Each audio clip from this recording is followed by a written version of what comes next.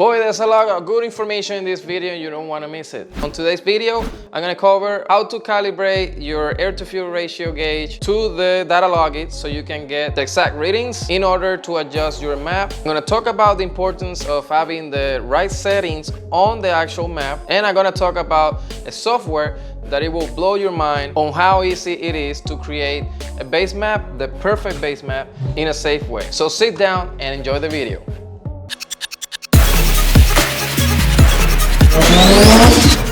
Guess like guys, welcome back to Tony West DIY. My name is West, and on today's episode, like the title says, we're gonna be calibrating the AEM gauge, the air-to-fuel ratio gauge, to the Datalogit. So the Apexi Power FC, whatever you want to call it, can read whatever air-to-fuel ratio is happening in the engine. You guys know, if you have been following me, I've been working in the car interiors and all that jazz, but my goals right now in the next couple videos is to get the turbo manifold that I bought with wastegates and downpipe and get the car tuned so I can enjoy it how I want it. The reason why I'm creating this video is because the car was running lean, and to be honest, this car hasn't been tuned since I bought it. I did small road tune while in Germany to be able to drive it around and to be able to shift it. Nobody cares. But again, I don't know if it's elevation, I don't know if the temperatures are going up, that the car is acting weird. It's running a little bit lean and it's not all the time. And reason number two is because I met a couple guys that have RX-7, and one of them had finished rebuilding the car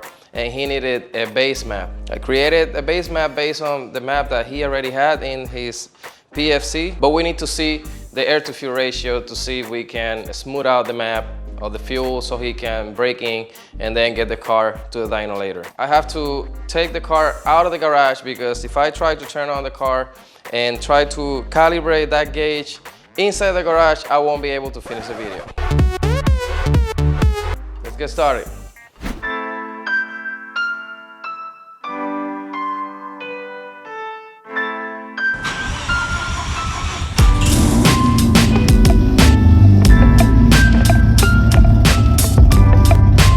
Alright guys, fast forward.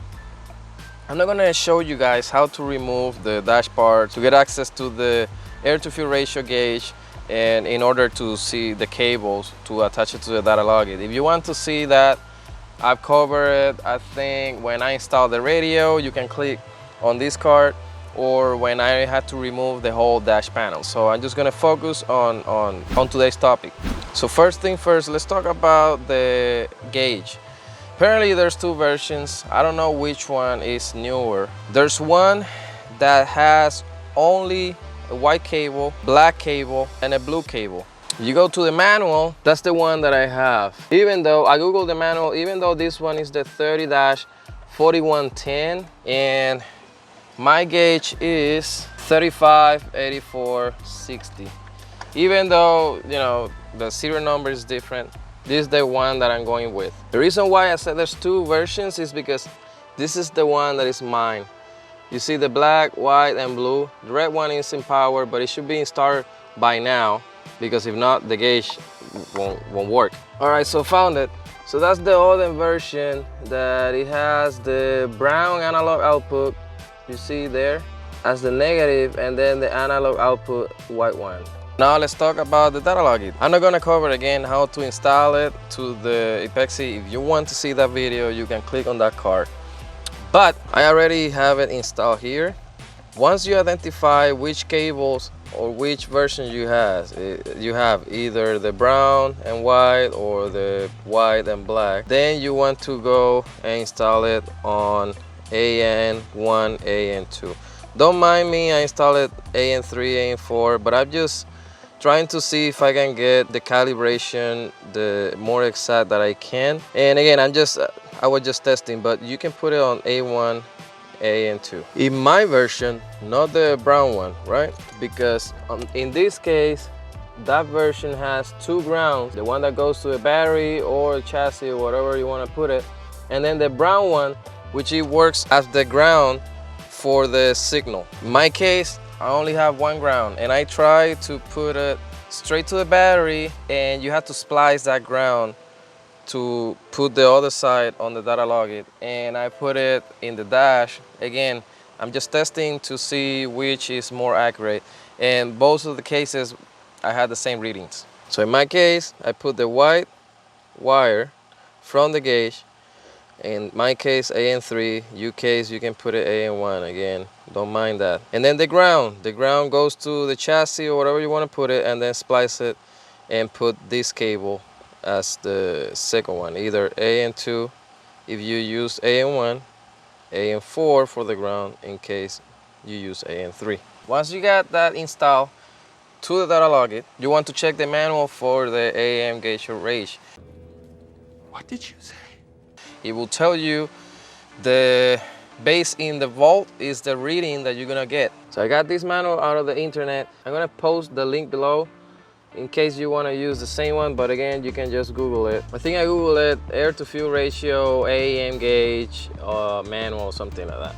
Anyway, so once you pull out the manual, you go to this chart, see, and that's what I'm talking about. So it's showing at 0 volt, you should get a reading of 10, and then at 4.25 you should get a reading of 18.5. And if you see this chart, it says P0, P1, P2, P3, and so on and so forth, right? That's just different calibrations that this gauge has. For example, for methanol, propane, ethanol, whatever the case may be. And the way you pick that setting is on that hole. Has like a rotational, I don't know how to call it. Let me see if I can show you with my actual gauge. You see that? It's like a dial, I'll say. And you just adjust based on the calibration you want to use. I think this manual has a picture. There you go. So use rotary switch. There you go, brap, brap, brap.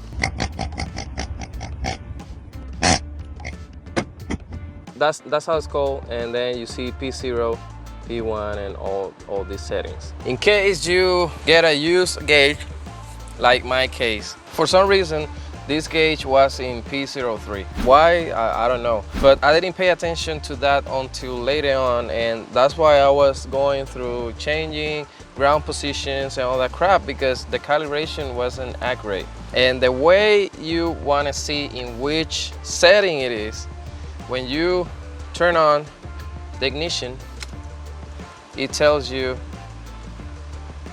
P00. You see real quick before it give you a reading, it tells you in which was. So it was P03.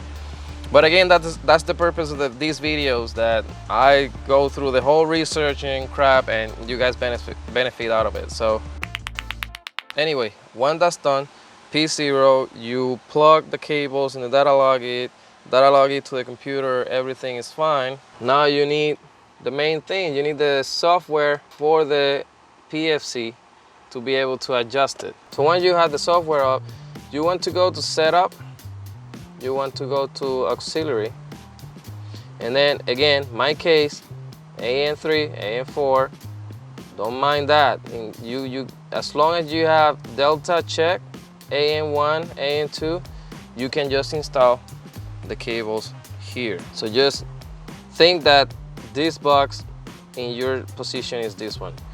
And then this is what I was talking to you about. You utilize the manual, you go on P0 mode, you get on 0 volt, you get a reading of 10. That's what you put here, 0 volt, the value is 10. You go to the reading here at 4.25 volts, you should get a reading of 18.5. Go to the FC, and there you go, 25, excuse me, you get 8.5. In case you're wondering what's the polynomial setting, 2 to 10, but you don't need to touch that if you put the values here. And then remember delta, so it will read those two.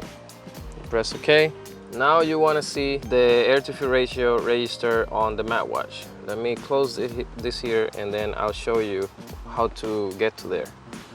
You go to window, you go to map watch, and then again, this area is gonna say AEM1, AEM2. Don't mind that.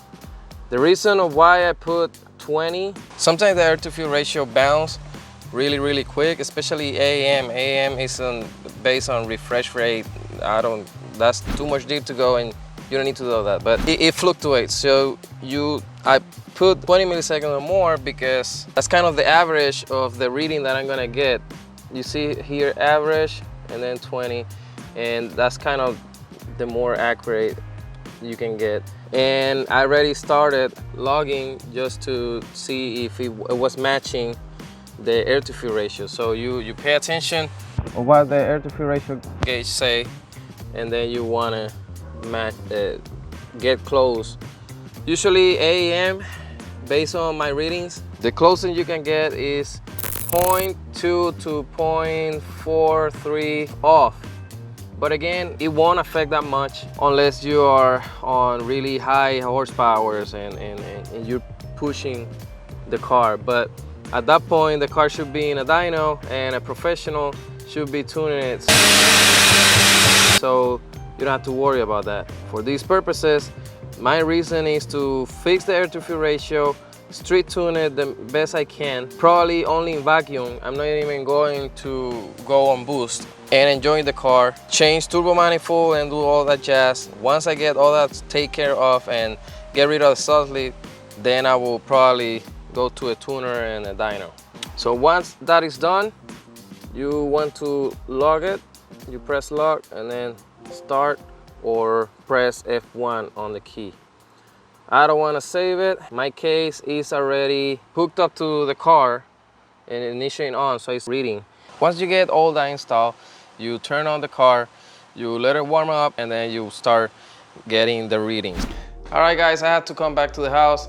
Outside it's really hot. I want to talk to you about the importance of knowing the air-to-fuel ratio and adjusting the map so you can smooth it out. The only issue with that is if you start working on the fuel map first and everything else is all jacked up, you're really not doing anything good to the engine. You basically are losing your time, because it doesn't matter if you adjust the base map based on what the gauge will tell you. If you don't have the settings, correct settings on the actual map, it will throw everything off. When I first started with the car, I started going to Club RSX. There's a lot of information, a lot of tools, and I download a base map. Basically, it had almost the same setup as me, but it had 1600 on secondary, and I started with that one. But all the injector lag information was completely off, and if you have the wrong settings, it can result catastrophic to the engine. You can hit link spot, resulting on high knocks or even destroying your car. I learned a lot, read a lot, utilizing chucks, all notes, the tuning notes, and I spent a lot of time trying to get my map the best save that I could with the minimal knowledge that I had. So before you start adjusting fuel and all that, you need all those settings, even on ignition, like injector lags, ignition dwell time. There's a software that actually help you, and it helped me a lot to create a safe map. And I'm talking about specifically the FC Tweak. I have these two computers, and because here I can show you two different versions of the FC Tweak. This software is amazing. It's made by Xavier. You have been in the Rory community for a long time, you can know who it is. But for example, I used this map as my best map for a long time, and I didn't realize that it had a lot of issues. For example, the injector lag, the settings weren't the correct one, and all that crap. So with this software, what you can do is basically you upload your map to the FC Tweak. You identify the settings that you have. For example, you know, configuration, you have downpipe, mid-pipe, and this software comes with a manual that explains you all these settings that you can adjust. You know, if you have AEM ignition coil, for example, if you're twin turbo sequential, non-sequential, if you're single turbo. So based on the setting that you picked here, you can just hit tap and it will scan the whole map and give you a report on, you know, safety and performance. And it tells you all the faults that that map currently had, and it will tell you the severity based on 1 to 5. The free version doesn't tell you specifically where, you know, it tells you, you know, they have 86 faults on the ignition, on leading map, and so on and so forth, but it doesn't tell you where specific is the damage. I spent hours going horizontal, checking, you know, each one of those cells to try to smooth it out and make it perfect. And the FC tweak just do it right away. In addition, if you have crazy ass ignition, it will flag and it will adjust it so it will prevent any catastrophic issues. And again, even though with the freeware it's not specific, you know, I'm going through the fault, but it doesn't show me where's the issue is. I utilized it to identify, you know, general spectrum of where the issue was, and then I went to the FD, I did, adjust it, and then run it again. But again, it took me so much time. So you have the free version, you have the standard version, and then you have the pro version. In my case, I have the pro version, but the standard version is similar. The different things about the standard, on the standard version, it will point out what specifically needs to be fixed, and you press the T and it will fix it for you. Not just that, once the map is complete and fixed, you can export that map and it will save it for you. So you don't have to go back, go to the map, start playing with it, and try to identify which of the cell was wrong. So you can tweak it and it will save it for you. Also, on the pro version, you can even see the map in 3D, and you can even tweak it on the actual 3D map. You can make the different adjustments on the actual map. In addition, the pro version has another module which is called the auto tune. And basically is what I was gonna do now. I was gonna get gas, drive the car around, and log the air to fuel ratios. Then I was coming here and I was gonna smooth it out and drop percentage or add percentage. 4.7, for example, you're cruising, 13.5-ish in idle, etc., etc. Well, guess what? This software will do it for you. So guys, you guys know, my main goal of my videos is everything, show you guys different ways that you can do it by yourself. You don't have to pay anybody. And in this case, a way that you can create a base map based on the new modification that you get. Drive the car with a new modification until break-in, especially if you rebuild the engine, and get it ready for the dyno tune. So I want to thank Xavier for this amazing software. And if you guys are interested, I'm gonna post the link below. More information, you can contact me on TonyWestDIY@gmail.com or on my social media account, Instagram, Twitter, Facebook, TonyWestDIY. I appreciate if you're watching the video until now. You're supporting me a lot. You press like, comment, share. You're supporting me as well. If you don't want to miss any of my videos like this that I put out a lot of information, press subscribe, press the bell button so you will receive notifications every time that I upload my videos. Stay safe, God bless, until the next one.